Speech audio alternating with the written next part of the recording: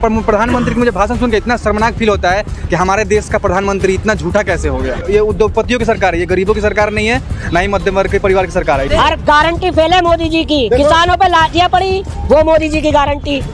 कीलें खड़ी हुई, वो मोदी जी की गारंटी। पहलवानों को घसीटा गया, वो मोदी जी की गारंटी। फौजी हमारे शहीद हुए, वो मोदी जी की गारंटी। बेरोजगारी है, वो मोदी जी की गारंटी। हर आदमी तो परेशान है, इधर किसान, इधर जवान इधर बैठे, किसान अभी आ रहे हैं, वो आधे किसान वहाँ बैठे हैं। बेरोजगारी, शिक्षा पे टैक्स लगा दिया 18% GST। चंडीगढ़ में जो चुनाव में इन्होंने धांधली की है बीजेपी सरकार ने, सुप्रीम कोर्ट ने फटकार लगाई है। ऊपर से पेड़, छत्तीसगढ़ में पेड़ कट रहे हैं, उस पर कोई नेशनल चैनल उस पर नहीं दिखा रही है, उस पर न्यूज़ नहीं बता रही है। एप्पल जो है वो सेमी कंडक्टर के लिए लड़ रहा है, उस पर कोई चैनल न्यूज़ नहीं दिखा रही। दिखाएगी क्या? राम मंदिर।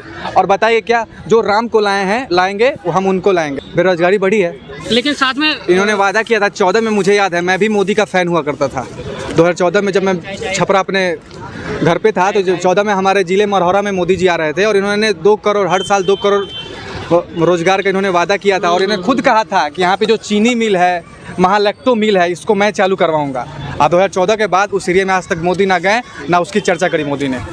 मुझे तो मोदी जी का कोई काम दिखता ही नहीं है। बस ये दिखाते हैं, जितने भी हिंदू धर्म के लोग हैं उनके साथ इन्होंने इमोशनल कनेक्शन जोड़ लिया है। और मतलब जितने भी नेशनल चैनल हैं उस पर बस यही चीज़ें दिखाई जाती है। राम मंदिर दिखाया जाएगा, फिर से मथुरा का दिखाया जाएगा, उससे ज़्यादा होगा 370 दिखा दिया जाएगा। भाई और बहनों, बहुत हुआ बेटियों पर अत्याचार, अब की बार बीजेपी सरकार। मोदी सरकार बोल रहे थे। हर गारंटी फेल है मोदी जी की। किसानों पे लाठियां पड़ी, वो मोदी जी की गारंटी। कीलें खड़ी हुई, वो मोदी जी की गारंटी। पहलवानों को घसीटा गया, वो मोदी जी की गारंटी।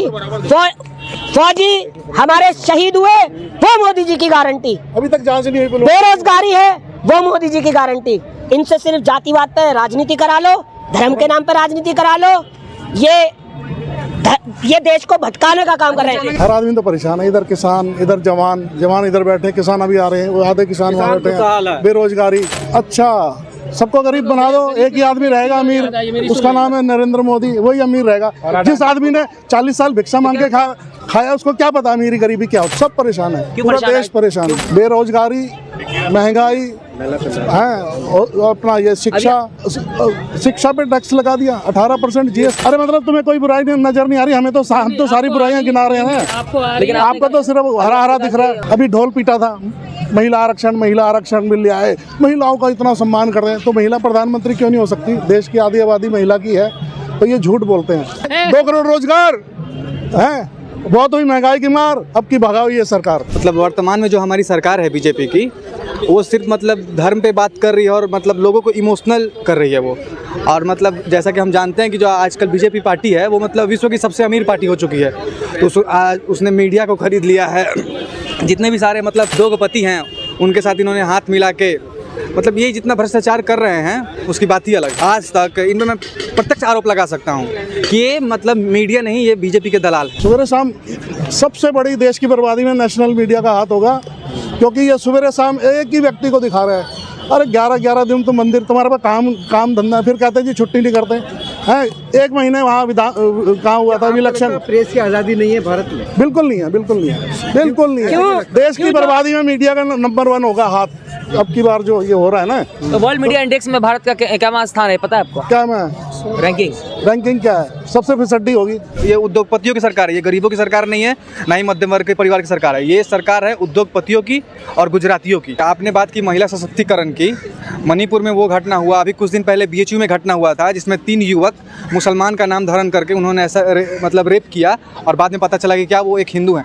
तो बीजेपी का सिर्फ एक ही एजेंडा है कि बस हिंदू मुसलमान करवाओ, मंदिर पे बहस करो, ज़्यादा हो तो पाकिस्तान को दिखा दो कि पाकिस्तान इतना रो रहा है, गरीब है, मर रहा है। मतलब भाई उस पर बात करो, असली मुद्दे पे बात मत करो, किसान पे बात मत करो, मजदूर पे बात मत करो। 2014 में 260 रुपये थी लेबर कॉस्ट, आज कितनी है? 320 रुपये। बताइए, 10 साल हो गए। तो प्रधानमंत्री की मुझे भाषण सुन के इतना शर्मनाक फील होता है कि हमारे देश का प्रधानमंत्री इतना झूठा कैसे हो गया। इतिहास में पहली बार सबसे झूठा प्रधानमंत्री मैंने देखा है, जो अपने माँ की सहानुभूति पे वोट लेता है, पुलवामा के सैनिकों पे वोट लेता है, मंदिर पे वोट लेता है, काम गिनवा के कभी वोट नहीं लेता है, सिर्फ झूठे झूठे सहानुभूति लेते हैं। मतलब हमारे स्वर्गवासी चौधरी चरण सिंह हुआ करते थे, जो ये बोलते थे कि जिस दिन समझिए मीडिया मेरे खिलाफ है तो मैं देश में काम हो रहा है, और जिस दिन मीडिया मेरे माफिक बोलने लगे ना, समझ लिए मैं बिक गया। वही हमारे देश के प्रधानमंत्री का हाल है। अडानी अंबानी के हाथ वो बिक चुके हैं। पत्रकार महोदय, सवाल ये नहीं है कि बस्तियां जली कैसे और आग लगाई किसने, सवाल ये है कि पागल के हाथ में माचिस दी किसने। गरीबी छुपाई जा रही है।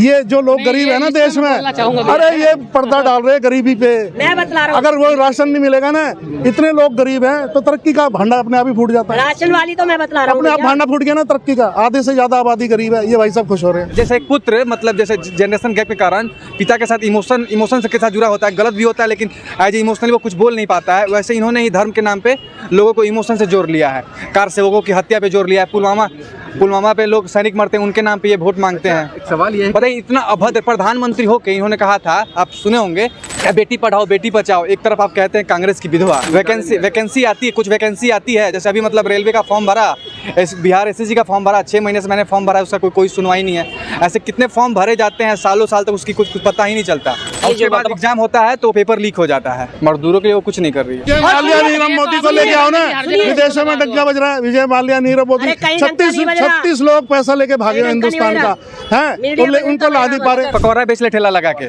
बताइए बीजेपी को ये नहीं पसंद आता है, नहीं समझ में आता है कि जीविका क्या होती है और रोजगार क्या होता है। अब पकौड़ा बेचें उससे तो मेरा जीविका अर्पण होगा, 2 रोटी खाने को मिलेगा सुबह शाम, उससे उसको रोजगार नहीं ना मांगे, उससे ना मेरे सपने पूरे होंगे ना शौक पूरे होंगे। गुजरात यूनिवर्सिटी से झूठी डिग्री लेके पकौड़े छालूं। जितने भी बड़े बड़े उद्योगपति हैं, जब हिंडरबर्ग ने रिपोर्ट डाला और मतलब अडानी जी ऊपर से सीधे अर्थ से फर्श पे आ गए, उसके बाद फिर आज वो 1 नंबर पे हैं अडानी जी।